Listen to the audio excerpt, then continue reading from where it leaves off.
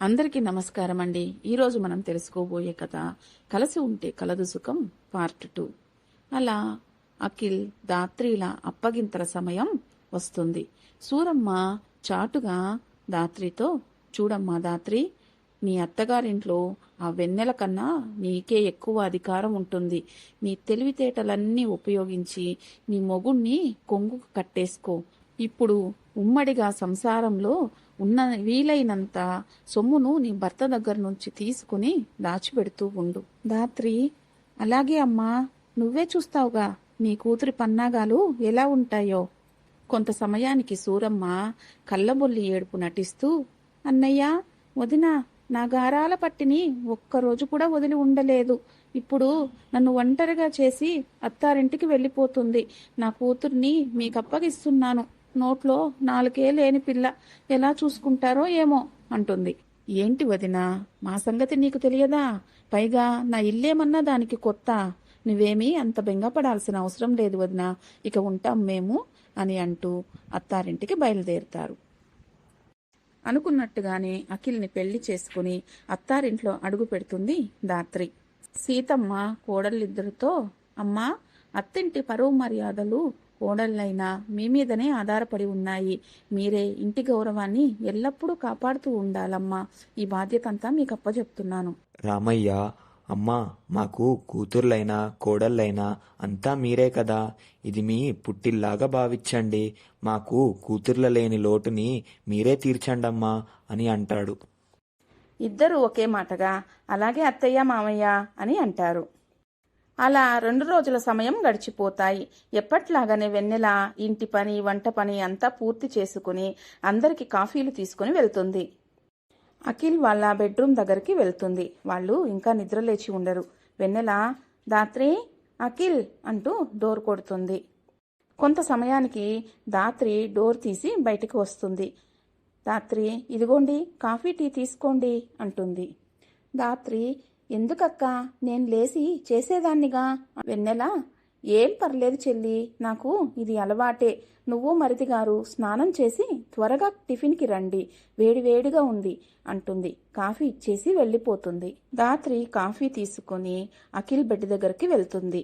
Coffee చేతికి తీసుకుంటూ అఖిల్, చూసావా దాతు, మా వదిన ఎంత బాగా పనిచేస్తుందో, నువ్వు కూడా చూసి నేర్చుకో అని అంటాడు.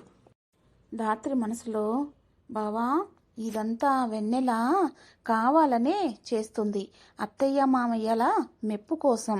నాకు ఈ ఇంటి చాకరీ అంతా చెయ్యాల్సిన కర్మ ఏమి పట్టలేదు అంటూ స్నానానికి వెళ్తుంది. అలా వారం రోజులు గడిచిపోతాయి. ఒకరోజు రామయ్య, సీతమ్మ హాల్లో కూర్చుని టీవీ చూస్తూ ఉండగా అక్కడికి ఆనంద్, అఖిలు వస్తారు. ఆనంద్, అమ్మ, ఈ సంవత్సరం పంట అమ్మగా వచ్చిన డబ్బులు ఇదిగో తీసుకో. అఖిల్, నాన్న, ఇదిగో మన చీరలమ్మగా వచ్చిన ఆదాయం అంటూ వాళ్ళ నాన్న చేతిలో పెడతాడు. డబ్బు తీసుకున్న సీతమ్మ, రామయ్యలు, అమ్మా వెన్నెలా, ఇలా రామ్మా, ఇదిగో ఈ డబ్బును జాగ్రత్త చెయ్యమ్మా అంటుంది. అలాగే అత్తయ్య గారు అంటూ డబ్బును తీసుకుని లోపలికి వెళ్తుంది. ఇదంతా గమనించిన దాత్రి తన గదిలోకి వెళ్తుంది. కొంత సమయానికి అఖిల్ దాత్రి అంటూ లోపలికి వెళ్తాడు. ఏంటి మేడం, మొహం అంతా చెండాలంగా పెట్టావేంటి? ఇక్కడ జరిగేదంతా చూస్తూ ఉంటే నా మొహం అలాగే ఉంటుంది అంటుంది. ఏమిటో ఇక్కడ జరిగేదంతా అంటాడు అఖిల్. దాత్రి, అత్తయ్య మామయ్యలు డబ్బులు దాయమని అక్కకిచ్చారే కానీ నేను ఒక దాన్ని ఇంట్లో ఉండాలని వాళ్ళకి అసలు జ్ఞాపకం కూడా లేదు. అలా తన దగ్గర ఇచ్చిన డబ్బుల్లో వెన్నెల ఎంత డబ్బు కొట్టేసిందో ఏంటో అంటుంది. నోరు ముయ్ దాత్రి, మా అమ్మ నాన్నను వదిన్నో ఇంత తప్పుగా మాట్లాడతావా? మా అన్నయ్య చిన్నప్పటి నుంచి అన్ని ఫ్రీ సీట్లు, అన్ని ఫస్ట్ మార్కులతో చదువుకున్నాడు. కానీ నాకు మాత్రం లక్షలు డొనేషన్ కట్టి చదివించారు. పైగా మా అన్న ఎండనగా వాననగా నిత్యం ఎప్పుడూ పని చేస్తూనే ఉంటాడు. అదే నేను ఎప్పుడు చీరల షాప్లో ఏసీలో ఉంటాను. అలాంటి వాళ్ళని సొంత మేనకోడలయ్యుండి అర్థం చేసుకోవాల్సింది పోయి తప్పుగా మాట్లాడతావా అని అంటాడు. మీరెప్పుడు ఇలాగే మాట్లాడుతూ ఉండండి, చివరికి మన చేతికి చిప్పిస్తారు అని అంటూ అక్కడి నుంచి వెళ్ళిపోతుంది. అలా 6 నెలల సమయం గడిచిపోతుంది. వెన్నెల నెల తప్పుతుంది. ఈ విషయం విని అందరూ సంబరం చేసుకుంటారు. ధాత్రి మాత్రం పగతో రగిలిపోతుంది. ఒకరోజు వెన్నెలకు శ్రీమంతం చేస్తారు. వెన్నెల తల్లిదండ్రులు చీర సార తమకున్న దాంట్లో తీసుకుని వస్తారు. ఆ శ్రీమంతంలో సీతమ్మ తన అత్తగారు తనకు ఇచ్చిన పచ్చలహారాన్ని వెన్నెలకు కానుకగా ఇస్తుంది. అది చూసిన ధాత్రి తల్లి సూరమ్మ కళ్ళు పల్లుమని పేలిపోతాయి. అలా శ్రీమంతం చాలా గ్రాండ్గా జరుగుతుంది. శ్రీమంతం సాకుతో అక్కడే తిష్ట వేసిన సూరమ్మకు కూతురి పరిస్థితి అంతా అర్థమవుతుంది. ఎలాగైనా వెన్నెలకు బిడ్డ పుట్టకుండా చెయ్యాలని చెప్పి ఒక పథకం వేస్తుంది. ఒకరోజు వెన్నెల వంటింట్లో తన వంట పని చేస్తూ ఉండగా సూరమ్మ మాత్రం తనతో పాటు తీసుకొచ్చిన కొబ్బరి నూనెను ఆ వంటింటి గుమ్మం ముందు పోసేస్తుంది. ఏమీ తెలియనట్లు వెళ్ళి హాల్లో కూర్చొని, అమ్మా వెన్నెలా, కాస్త టీ తీసుకురా అమ్మా, తల చాలా విపరీతంగా నొప్పిగా ఉంది అని అంటుంది. వెన్నెల, వస్తున్నా పిన్ని గారు అంటూ టీ తీసుకుని వస్తుండగా ఆ నూనె మీద కాలు వేసి జారి కింద పడిపోతుంది. అమ్మా అమ్మా అంటూ కేకలు వేస్తుంది. అది విన్న అందరూ కంగారుగా అక్కడికి వస్తారు. అక్కడ పరిస్థితిని చూసిన అందరికీ కాళ్ళు చేతులు ఆడవు. వెంటనే డాక్టర్ దగ్గరకు తీసుకువెళ్తారు. డాక్టర్ గారు, నిండు గర్భవతి, ఇంత నిర్లక్ష్యంగా వదిలేస్తారా? అసలు మీకు బుద్ధుందా? అయినా మా ప్రయత్నం మేము చేస్తాము అని అంటూ ఆపరేషన్ థియేటర్లోకి వెళ్తుంది. కొంత సమయానికి డాక్టర్ గారు బయటకు వచ్చి, థ్యాంక్ గాడ్, తల్లి బిడ్డ ఇద్దరూ క్షేమంగా ఉన్నారు, భయపడాల్సిన పని లేదు, మీకు మనవడు పుట్టాడు అని చెప్తుంది. సీతమ్మ రామయ్య సంతోషానికి అవధులుండవు. అలా 1 నెల రోజుల సమయం గడిచిపోతుంది. ఒకరోజు సూరమ్మ ధాత్రి ఇద్దరు కూర్చొని ఇలా మాట్లాడుకుంటూ ఉంటారు. అవునే అమ్మా, ఆ నూనె అక్కడ ఎలా పడి ఉంటుందే అని అంటుంది. పిచ్చి ముద్ద, ఇంకా నీకు అర్థం కాలేదా? దానికి పిల్లలు కలగకూడదని నేనే అలా చేశానే, కానీ గట్టి పిండం బతికి బట్ట కట్టింది.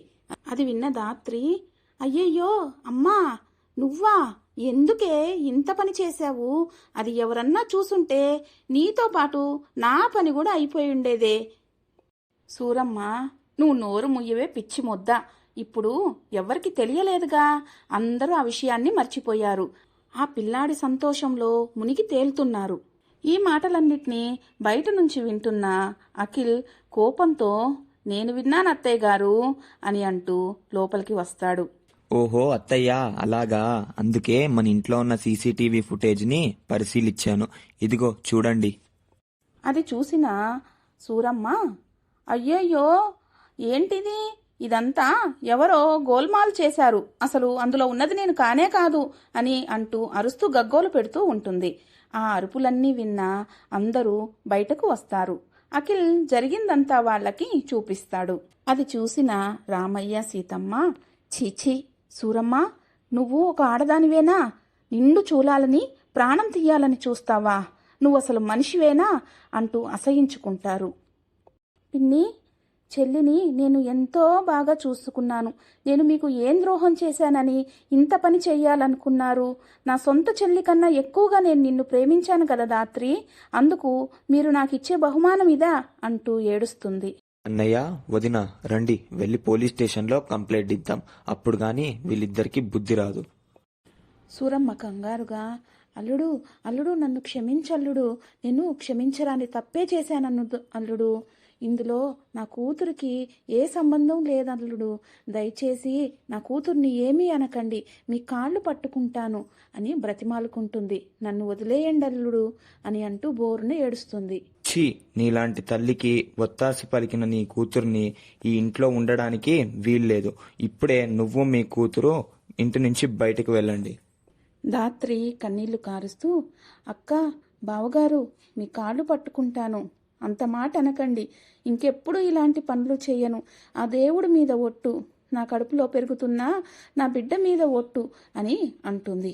ఆ మాటలు విన్న అందరి మనస్సులు ఒక్క క్షణం ఆలోచిస్తాయి. సీతమ్మ, చూడు, ఈ ఇంటి బిడ్డ నీ కడుపులో పెరుగుతుంది, అమ్మ వెన్నెల, అన్యాయం జరిగింది నీకు, కాబట్టి ఏం చెయ్యమంటావో నీవే చెప్పమ్మా అని. అత్తయ్య, అఖిల్ మొహం చూసి అతని బిడ్డ కోసం మన దాత్రిని క్షమిద్దాం అత్తయ్య అని అంటుంది. అలా అత్యాశతో తల్లి మాటలు నమ్మి అందరిలో దోషిలా నిలబడింది దాత్రి. సూరమ్మను ఇంట్లో ఇంచి గెంటేశారు. రోజులు మారే కొద్దీ దాత్రి ప్రవర్తనలో మార్పు వచ్చింది. మంచి మనిషిగా మారుతుంది. దాత్రికి కొన్ని రోజులకి పండంటి ఆడపిల్ల పుడుతుంది. ఉమ్మడి కుటుంబం అంతా కలిసి సంబరంగా బారసాల ఘనంగా చేస్తారు. సీతమ్మ తన రత్నాల హారాన్ని మనవరాలికి కానుకగా ఇస్తుంది. వెన్నెల పెద్దమ్మగా బంగారు గాజులు చేయిస్తుంది. ఇదంతా చూసిన దాత్రి కళ్ళల్లో నీళ్లు తిరుగుతాయి. ఇదండి మన ఉమ్మడి కుటుంబం. ఇంతవరకు మీరు చూసి ఉంటే మీకు నచ్చినట్లయితే ప్లీజ్ ఒక లైక్ చేయండి, సబ్స్క్రైబ్ చేయండి.